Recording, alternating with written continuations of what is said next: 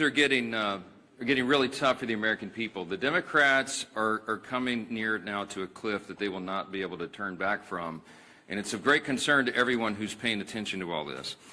You will note that more air traffic controllers and TSA agents and park rangers are about to go without a paycheck. You've got families and children that rely upon SNAP benefits that are going to go hungry here at the end of the week. You've got more critical workers, by the way, including the people who are the stewards of our nuclear defense arsenal, who are forced to stay at home as the government remains closed. The Democrats own every one of these consequences. So we want to point out a couple of important facts this morning for you. It's no coincidence that polling this week confirms that over 70% of the American people believe the Democratic Party is out of touch. And amazingly to us, still every day, they turn their backs on more and more hardworking American families to prolong their pain. And that is exactly what's being felt here. It is incredible to us that they've now voted 14 times between the House and Senate to reject the clean, simple funding bill that would simply reopen the government. 14 times they have thumbed their nose at the American people in spite of their pain that they themselves have acknowledged. And as we've explained here, the motivation behind that is very clear. And this is why the polling is indicating what it is. The people know the Democrats are responding to fear. It is their fear of the most radical far-left voices in their party that has made them decide to obey the demands of the far-left and to shut down the entire government and thereby inflict all this pain on the people.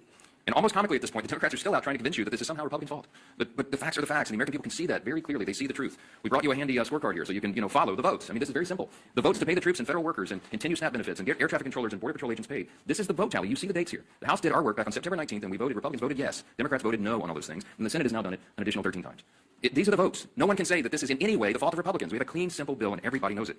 House and Senate Democrats are openly admitting that this is their shutdown. You have seen the highlight reel of all of them stumbling into admitting that, and yet they're also incoherently claiming that the shutdown is somehow the fault of the other party. And the people aren't buying it. And that's why the polling continues to show that the approval of Republicans in Congress is rising with each passing day, and the Democrats at the same time, Democrats in Congress have the lowest approval rating they have ever had since polling began, since recorded polling began on these metrics. And here's just an example yesterday. For example, CNN polling showed yesterday the approval of Republicans in Congress is up 8% since the shutdown began among independents.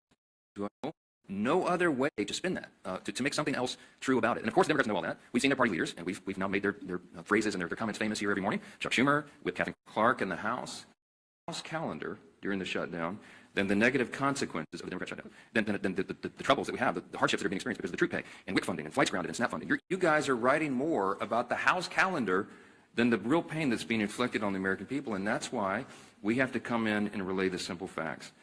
Now, there's a misguided strategy that the Democrats are pursuing right now, and it reveals two important things that can't be glossed over. Number one, it shows they have no cards to play except to try to blame the other team, which is ridiculous, and it shows how little they think of the American people. They had a rally a couple weeks ago. They tried to portray President Trump as a king.